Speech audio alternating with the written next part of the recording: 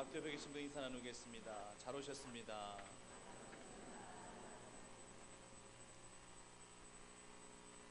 그렇게 무덥다더니만 아침, 밤, 새벽에는 아주 시원한 바람이 불더라고요. 그래서 참 계절이라는 것이 참 경이롭습니다. 안 갈 것 같은 무더위도 시간이 지나가니까 가는 거예요. 입추가 지나고 말복이 지나니까 선선한 바람이 불더라는 거죠. 그러면서 드는 생각이 이 세상의 이 질서도 하나님의 다스리심 앞에 이렇게 순종하는데 과연 우리 삶을 다스리시고 주관하시는 그 하나님 앞에 나는 얼마만큼 순종하면서 순복하면서 그 질서 앞에 나를 겸허히 내려놓고 나는 살아가고 있는가 생각해보니까 참 부끄럽다는 생각이 들었습니다. 이 가을에 참 하나님 보실 때 참 많이 부끄럽다는 생각이 더 많이 듭니다. 우린 세상 살아가면서 하루에도 수십 번 우린 또 실망하기도 하고요, 또 갈등을 겪기도 하고요, 때로는 상실감 때문에 힘겨워하는 그런 삶을 살아갈 때도 굉장히 많이 있습니다. 어떨 때 상실감을 느끼고 또 어떨 때 실망하고 하느냐. 일단 사람을 볼 때 한숨을 쉬기도 하고 또 상실감을 가질 때가 있어요. 저 사람이 왜 저럴까? 왜 저 사람이 저래서는 안 되는데? 왜 저렇게 살까? 왜 저렇게 행동할까? 왜 저렇게 말을 할까? 어떤 한 대상을 보고서 그 사람에 대해서 상실감을 가질 때가 있습니다. 또 언젠가는 상황과 사건과 환경을 보면서 또 깊은 상실감을 가질 때가 있어요. 왜 현실이 자꾸 이러지? 왜 상황이 자꾸만 이렇게 되어지는 것일까라는 그런 생각에 또 깊은 상실감을 느낄 때가 있어요. 또 어떨 때는요, 어떤 사람, 대상, 타인이 아니라 사건이나 환경이나 이 상황이 아니라 내가 내 스스로 내 자신을 바라보면서 또 스스로 상실감을 가질 때가, 실망감을 표출할 때가 있다는 얘기입니다. 내가 이 정도밖에 되지 않는가? 내가 왜 이렇게밖에 하지 못하는 것일까? 나는 구제불능인가? 이런 생각을 스스로 하게 될 때가 있다는 얘기입니다. 이렇게요, 타인을 바라보든 아니면은 또 상황 환경과 여건들을 바라보든 아니면 내 자신을 이렇게 바라보든 간에 이 상대적 박탈감으로 인해서 우리는 이런 상실감들을 우리는 늘 느끼며 살 수가 있는데, 이런 감정들이 깊어지면 결국 병이 되는 거죠. 많은 신앙인들이 살아가면서 느끼는 그런 이 괴리감 같은 것들이 있습니다. 하나님을 믿기 시작하면 하나님 때문에 늘 감사할 것 같았고, 하나님 때문에 늘 행복할 것 같았고, 하나님 때문에 늘 즐거울 것 같았는데, 하나님을 믿고 나서도 뭔가 내 삶 가운데 속에 변화가 없는 것 같고, 기뻐하라 해서 기뻐해야 될 것 같은데, 감사하라 해서 감사해야 될 것 같은데, 아무리 두 눈 크게 뜨고 쳐다봐도 바라봐도 감사할 조건들은 안 보이는 것 같고, 기뻐할 수 있는 조건들은 안 보이는 것 같고, 여호와 하나님 한 분만으로만 감사하라, 여호와 하나님 한 분만으로 기뻐하라는 것이 그냥 가슴 깊숙이 들어오지 않고 그냥 자꾸만 공허한 메아리같이 들려지는 그러한 모습들, 그러한 우리 삶의 내면을 솔직하게 주 앞에 보여드릴 수 있었으면 참 좋겠어요. 교회 안에서라도 예를 들어서 예배를 통해서 기쁨 회복되어지고 감사가 회복되어지는 것을 느끼시는 분은 그래도 그분은 믿음이 있는 분이에요. 목사님의 설교를 들으면서 아니면 교회에서 찬송과 기도를 올려드리면서 마음의 평안을 찾고 감사 기쁨 회복하는 그런 교회는요, 그래도 장성한 믿음의 분량을 가진 분들이에요. 세상에 나가면 또다 나는 예전의 모습을 회개합니다. 삶에 부딪히면서 현실의 그런 난관과 장벽 속에 거절감을 계속 경험하게 되다 보면은요, 거기에 상실감을 더욱더 크게 갖게 되어지는 것이, 그러다 보면 사람 마주하는 것도 싫고 세상조차가 원망스럽게 느껴지고, 또 이런 거 하나 견뎌내지 못하고 이겨내지 못하고 극복하지 못하는 그런 내 자신이 그렇게 믿고 싫고 그럴 때가 있더라는 얘기예요. 크리스찬이란다 할지라도 이런 감정들을 느낄 수가 있다는 얘기입니다. 신앙인들은 더더욱 그럴 수밖에 없어요. 신앙인은 절대 부딪히는 삶을 절대 두려워하지 말아야 될 것인데, 내가 하나님의 법을 몰랐을 때는 하나님의 법을 두려워할 이유가 없는 거예요. 하지만 하나님의 법을 알고 난 이후부터는요, 하나님의 법이 내 삶의 표준이 되어집니다. 내 삶의 기준이 되어집니다. 그렇기 때문에 주님을 믿고 난 이후부터 하나님의 법이 내 안에 들어와서 내 모든 삶의 잣대, 신앙의 잣대는 이제 하나님의 법이 되어버린 거거든요. 그렇기 때문에 이 법 가운데 거친 것들이 막 생겨나게 되는 거예요. 부딪히는 것들이 막 생겨나게 되는 거예요. 거기에 갈등을 더 느낄 수밖에 없더라고 하는 것입니다. 예전에는 이 모든 부딪히는 것들이 결코 갈등이라고 생각하지 않았는데, 이것 때문에 고민하는 일이 별로 없었었는데, 이제 내가 하나님의 법을 소유하게 된 이상, 하나님의 법의 잣대가 내 삶의 신앙의 거룩한 윤리가 되어져 버린 이상, 이젠 내가 피해야 되고 삼가야 될 그 부딪히는 모든 것들이 막 눈에 보여지고 이것이 바로 현실이 되어지더라는 얘기입니다. 이것 때문에 또 상실감을 가지면서 그렇게 힘겹게 하루하루 사시는 신앙인들도 있다라는 얘기예요. 그래서 신앙생활을 하면 할수록, 하나님을 믿고 섬기면 섬길수록, 정말 신앙생활이라는 것이 정말 힘들고 어려운 것이구나라는 것을 솔직하게 우리가 신할 수밖에 없습니다. 본문의 저자 바울에게는 이런 감정이 없었을까요? 상실감과 자괴감으로 인해서 그가 이렇게 고민하고 고통스러웠던 그런 시절이 없었을 것 같습니까? 아니요. 오늘 본문 말씀만 본단다 할지라도 그가 얼마만큼 힘들어하고 이런 상실감과 이 자괴감 때문에 얼마나 고통스러워하고 있는지 오늘 본문 말씀에서 여실히 보여주고 있습니다. 그도요, 사람에 대한 상실감을 갖고 있었어요. 자신을 대놓고 죽이려고 달려드는 적대자들에 의해서 그도 인간적인 두려움을 갖고 있었습니다. 오죽하면 갈라디아서 그 말씀 가운데 말미에 뭐라고 고백합니까? 이후로는 나를 괴롭게 하지 말라. 나는 예수의 흔적을 가졌노라. 사도 바울이 그렇게까지 고백할 정도예요. 사람에 대한, 왜 저 사람이 저런 식으로 나에게 악하게 달려들까? 왜 복음을 저런 식으로 자꾸만 막아버리면서 저렇게 자꾸만 걸림돌 역할을 하게 되는 것일까라는 그런 사람에 대한 그런 안타까움과 사람에 대한 상실감을 사도 바울도 갖고 있었다는 얘기예요. 또한 상황에 대한, 이 환경에 대한 상실감도 그도 갖고 있었습니다. 교회를 세우고 복음의 확장이 이루어져 감사할만 했는데 어느새 이단들이 그 안에 들어와서 교회를 흔들고 교인들의 마음을 혼잡게 하는 그런 상황을 보면서 역시 그 같은 상황, 너무나 안타까운 이 같은 상황에 그도 큰 상실감도 가져보았습니다. 그런데 이 같은 상실감보다도 더 큰 상실감은 바로 자기 자신에 대한 상실감이었어요. 내 마음은 아닌데, 내 마음은 이게 아닌데 왜 내 행동을 왜 자꾸만 이런 식으로 이렇게 나타나게 되는 것일까? 왜 내 마음 따로 행동 따로인 것 같은 그런 느낌이 자꾸만 드는 것일까? 왜 나는 하나님의 법을 따르고자 하는데 왜 나는 또 다른 육신의 지체의 법을 자꾸만 따르면서 죄의 법을 섬겨가는 그런 내 자신을 자꾸만 내가 발견하게 되는 것일까? 사도 바울도 이런 부분에 있어서 그가 얼마나 깊은 내적인 갈등과 상실감을 가지고 오늘 본문의 말씀을 적어내든지 말씀 보시면 여러분들이 역시 잘 아실 것입니다. 우리가 신앙인이라면요, 이런 내적인 갈등에서 자유로울 수가 없어요. 오히려 우리가 독실히 신앙인이란다 할지라면 이런 내적인 갈등을 통해서 우리가 더더욱 영그러져 가야 되는 것이고요, 더욱더 성숙해져 가야 된다라고 하는 것입니다. 우리가 신앙생활하면서 이 같은 상실감이 있다라고 하는 것은, 이 같은 갈등이 있다라고 하는 것은 오히려 주님 앞에 감사의 조건으로 바꾸어져야 될 줄 믿습니다. 우리가 생명력을 갖고 살며 살아가고 있는 그런 자들이기 때문에 우리도 이 같은 상실감도 느껴보는 것이고, 또 이것을 주님을 통해서 극복해보고자 하는 마음도 가져보게 되는 것이고, 그래서 내가 절대 도태되어지지 아니하도록, 절대 신앙의 매너리즘에 빠져들지 아니하도록 우리는 항상 그렇게 늘 책짓질하면서 늘 주를 바라보며 살 수 있다라고 하는 거예요.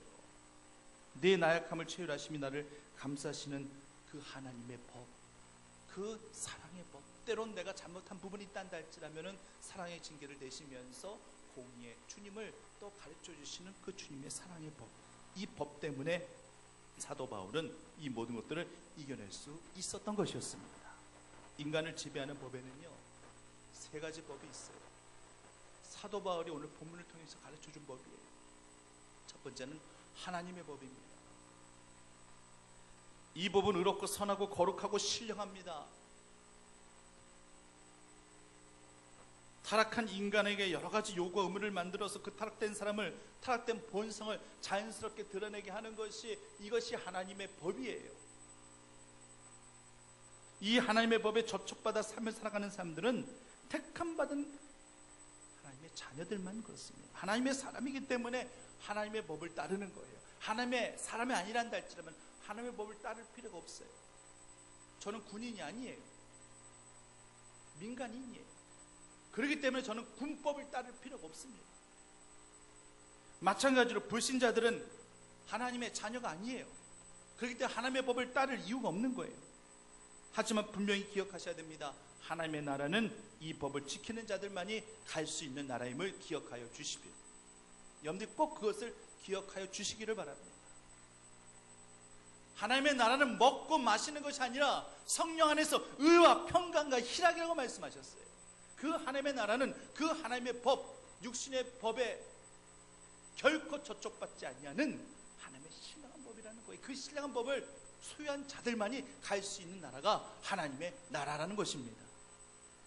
둘째는 마음의 법이에요. 성령님은 우리 안에 계십니다. 우리 마음의 법을 다스려 가시는 거예요. 그러면서 우리 안에 계셔요. 결국 우리 안에 신앙의 질서가 무너졌다고 생각하시는 분, 내가 너무나도 감각 없는 자 같이 너무 그렇게 내실없고 생명력 없는 그냥 허울 좋은 그런 내 신앙의 모습이냐, 그렇게 느껴지시는 분들이 계신다는데 할지라면은 내 마음의 법 안에 성령님이 우리를 무장해제 시키신 거예요. 여러분, 무장해제라는 말이 결코 좋은 말이 아니에요. 우리가 무장해제를 한다 할지라면은 먼저 자유함을, 우리가 먼저 모든 억압과 속박과 모든 결박에서 풀어지는 자유함을 먼저 우리가 연상합니다.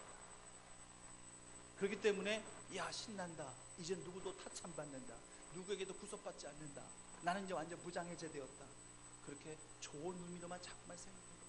아니요, 무장해제는 결코 좋은 말이 아니에요.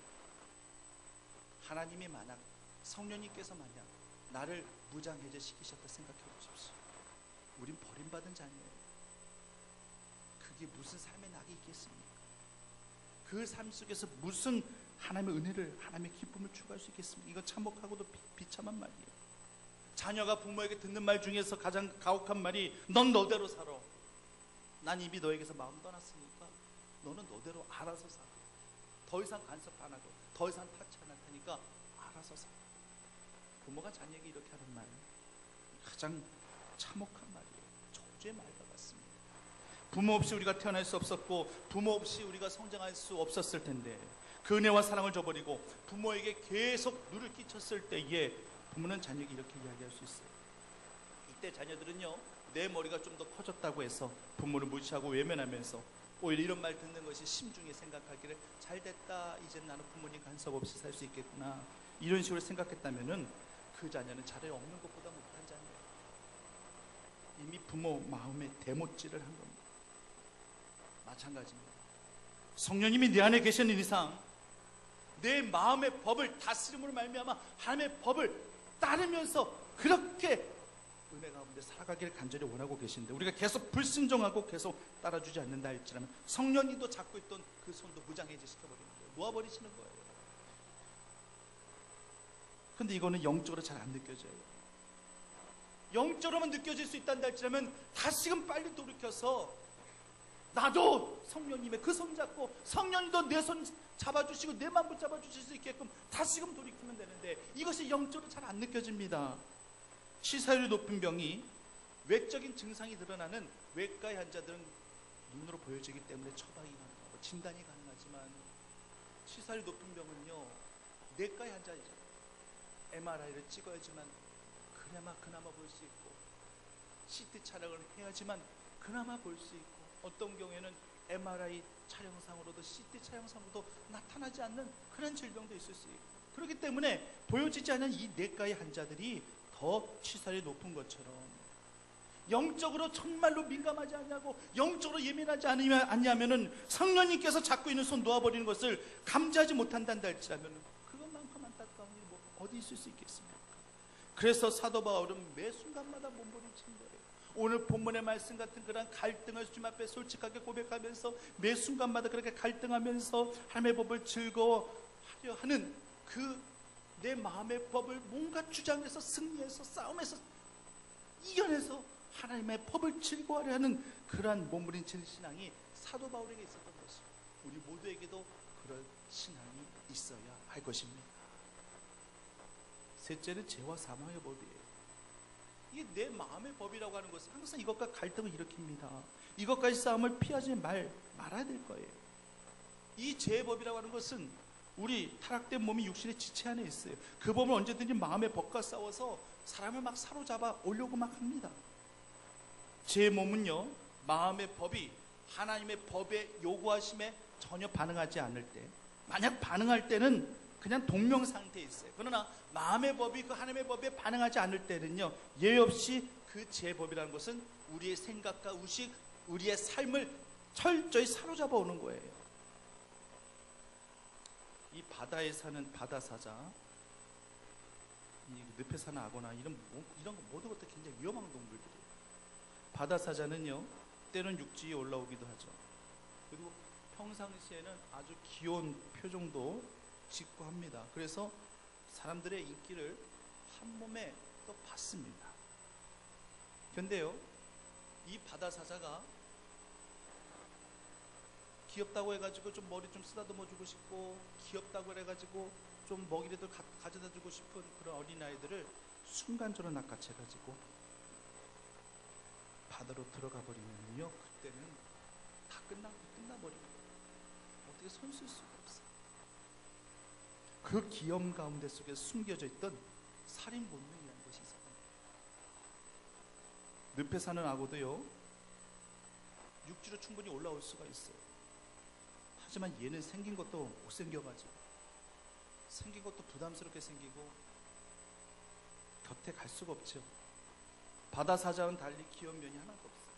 보기만 해도 무서워요. 그래서 사람들이나 동물들은 이 악어를 피할 수밖에 없겠죠. 그리고 얘는 항상 이 늪 속에 잠수해 있습니다. 그래서 기회를 보는 거예요.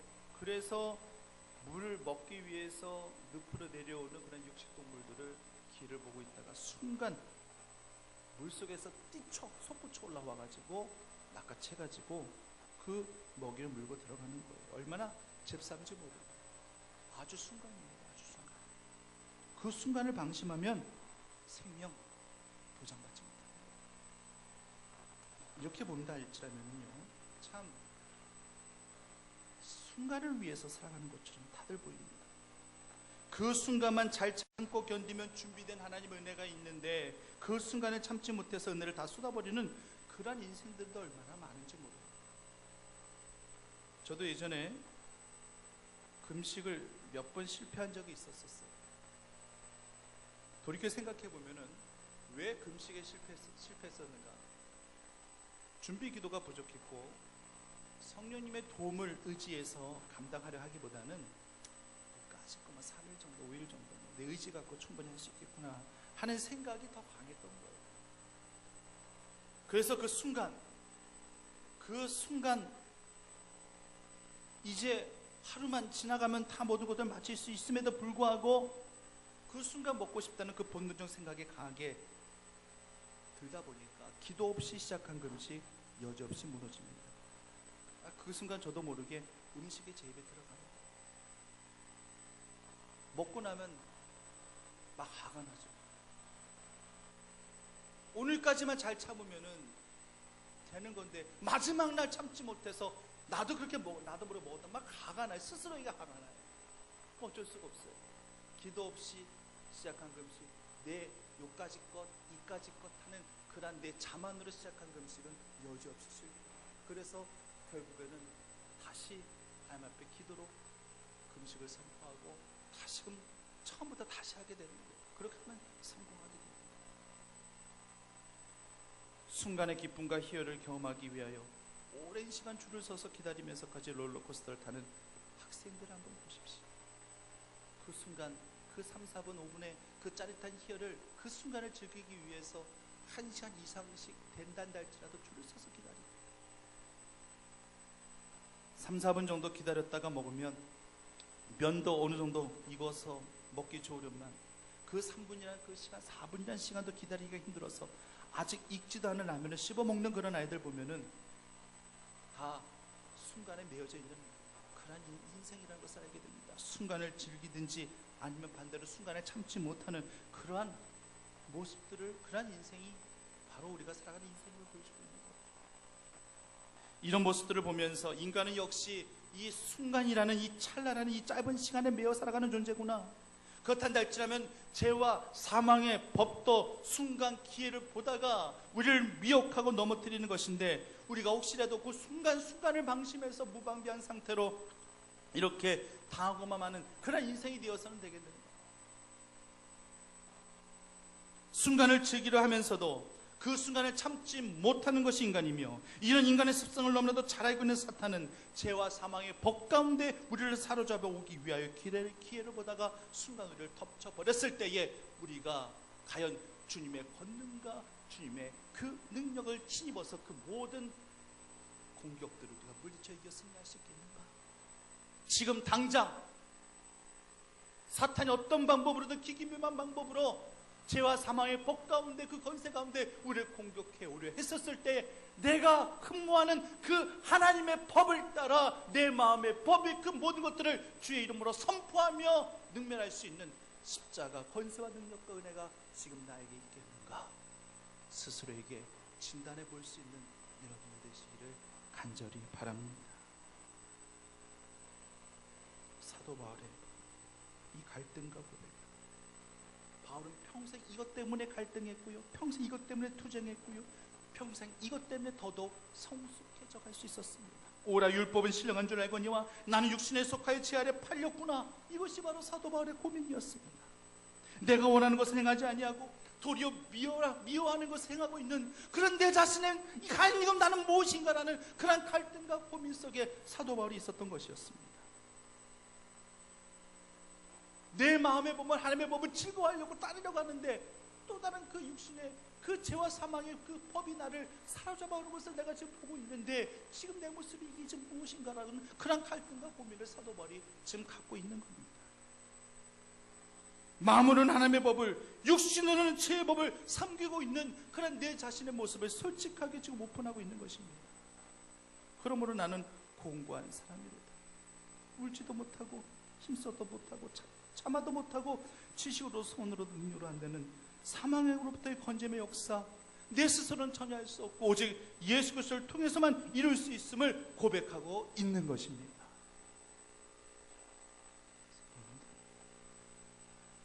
우리라고 이런 갈등 없겠어요? 여러분들이라고 완전하십니까? 우리는 사도 바울보다 더 극한 이러한 갈등과 고통, 그리고 이 깊은 상실감 때문에 매일매일 삶 속에서 힘들어할 수 있는 그런 인생이에요.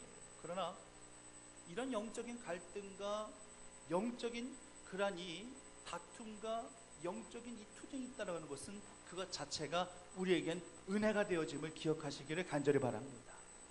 지금 사도 바울이요, 지금 25절 말씀에서 주 예수 그리스도를 말미암아 하나님 앞에 감사하리로다. 뭘 감사하느냐? 내가 이렇게 갈등이 있다는 것을 감사하다는 거예요. 지금 내 마음으로는 하나님의 법을 따르고 한다 할지라도, 내가 지금 죄의 법을 섬기고 있는 지금 내 현실이란다 할지라도 이미 하나님께서 나를 컨택해 주시고 나를 지금 붙들어 주시고 나를 살펴봐 주시고 나를 지켜주시기 때문에 나는 감사하다는 얘기예요. 보십시오. 주 예수 그리스도를 말미암아 하나님 앞에 감사하려다. 그 다음에 어떤 표현이 있습니까? 그러즉 내 자신이 마음으로는 하나님의 법을, 육신으로는 죄의 법을 섬기노라. 지금 현실이 이렇단다 할지라도 나는 하나님 앞에 감사하리로다. 하나님의 법을 따르고자 하는 그러한 내 믿음이 있기 때문에 나는 감사하다는 것. 아직까지도 죄의 법 하에 내가 사로잡혀져 있는 그런 내 자신이란다 할지라도 나는 하나님의 법을 따르는 그런 마음이, 내 마음의 법이 하나님의 법을 따르고자 하기 때문에 나는 그저 하나님 앞에 감사하다는 것. 갈등이 있다는 거, 이거 너무 두려워하지 마세요. 갈등이 있기 때문에, 아픔이 있기 때문에, 고통이 느껴지기 때문에 내가 살아있다라는 그런 증거가 되어짐을 기억하시기를 바랍니다. 연약함이 있으면 연약함 하나님 앞에 그냥 내놓으면 되는 거예요. 부족함이 있으면 부족함 그냥 하나님 앞에 보여드리면 되는 거예요. 창피한 이야기지만 저는 이제 아들들하고 팔씨름하면 제가 다집니다.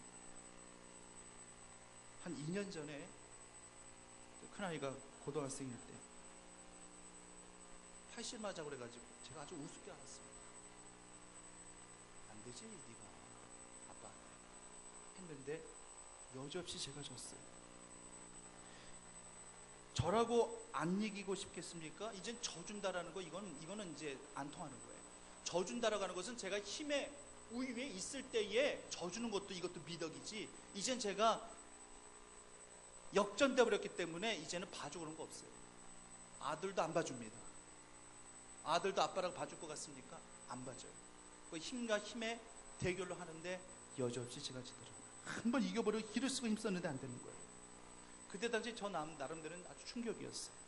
이게 뭐지? 내가 져? 나 아직 40대인데? 얘는 이제 기껏해야 고등학생인데? 고등학생 아들한테 내가 져? 이게 말이 돼? 굉장히 자존심도 상하고요. 그래서 내가 컨디션이 안 좋아서 그런 거니까 내일 다시 하자. 그래서 내일 다시 했는데 여지없이 졌어요. 그래도 둘째 아들한테는 그때 당시 이겼습니다. 근데 올해부터는 둘째 아들한테도 집니다. 도저히 이거는요, 처음에는 야 이게 현실인가? 이거 너무하지 않나? 너무한 거 아닌가? 내가 이렇게 힘이 약하고 내가 이렇게 연약한 존재였는가? 뭐 별별 생각이 다. 하지만요, 뭐 그것 때문에 억울하다든지 분하다든지 그런 감정은 전혀 없습니다. 그냥 그 상황을 솔직하게 인정하면 되는 거예요. 제가 아들들에게 팔씨름을 친다고 하는 것이 결코 자랑이 될 수는 없어요. 이게 어떻게 자랑이 됩니까? 하지만 그렇다고 해서 결코 창피하지도 않아요. 창피하다는 생각을 했다면 제가 이 강단에서 이렇게 말씀드리지도 않았습니다. 저의 유약함, 저의 부족함, 힘없는 이 모든 현실 솔직히 인정합니다.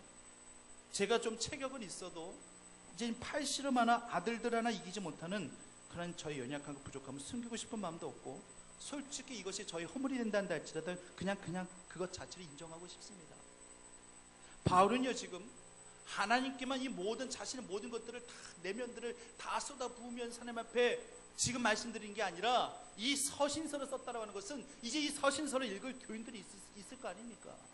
교인들 한편도 이런 내적인 갈등, 이런 힘겨운 영적 전투를 내가 지금 하고 있다는 거, 아직까지도 나도 내가 사도를 한다 할지라도 나도 제 법을 섬기면서 제 가운데 이렇게 투쟁하면서 싸우면서 그렇게 살아가고 있는 존재라는 것을 이 초대교인들에게도 솔직하게 모든 것을 오픈하고 지금 밝히고 있다라고 하는 것입니다.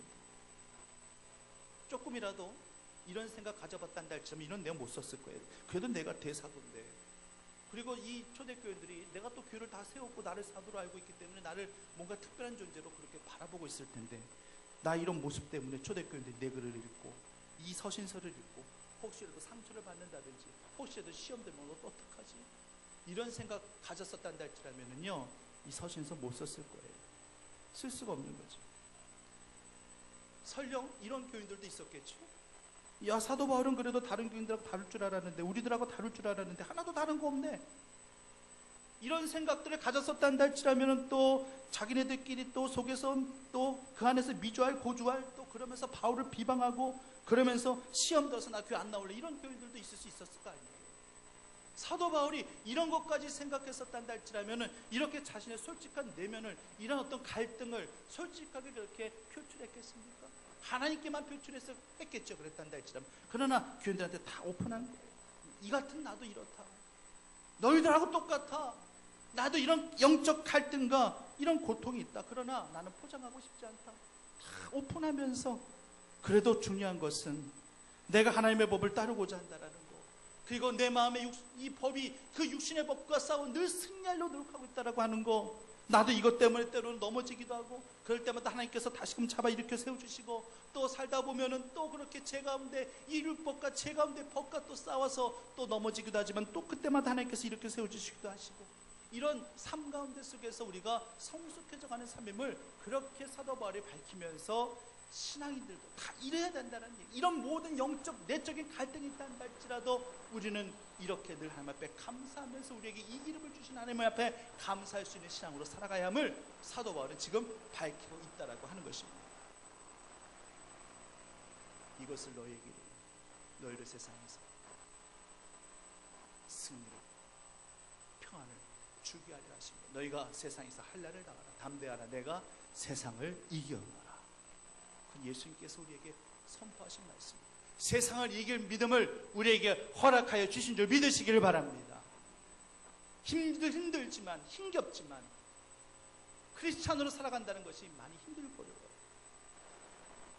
이제 막 교회 다니기 시작한 초신자들 잘 다니다가 그냥 어느 순간 보면은 그냥 그 내적인 갈등과 또 내면의 이 고통 때문에 결국에는 또 신앙을 등져버리는 거예요. 이런 경우도 굉장히 많습니다. 그렇기 때문에 늘 깨어있는 신앙, 자각하는 신앙, 이젠 내 하나님의 영이 내 안에 임하였으므로 이젠 하나님의 법이 그 법 가운데 내가 그 법을 따르며 그 법 가운데 즐거워하며 그 법 가운데 기뻐할 수 있는 그런 신앙의 훈련들, 이런 훈련들을 통해서 우리가 살아있음을 더욱더 체험할 수 있어야 한다라고 하는 것입니다.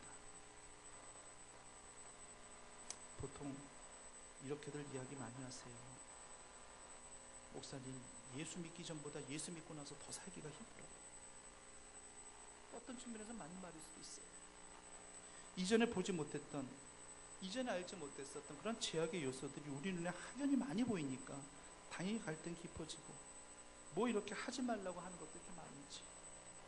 우리가 살아가는 이 세상도요, 뭐뭐 하지만 하면 안 돼, 뭐뭐 해서는 안 돼, 이런 규제가 많으면 다 살기 힘들다고 얘기하잖아요. 땅이 묶여 있다든지 그린벨트로 그렇게 규제해놨다든지, 그럼 부동산 경기 살아나기 힘든 것처럼, 뭐 좀 하려 한다 할지라면 이런 규제 때문에 안 되고, 뭐 좀 추진하려 그러면 저런 규제 때문에 안 되고, 그래서 세상은 다 철폐해야 된다, 철폐해야 된다, 다들 그렇게 이야기하고.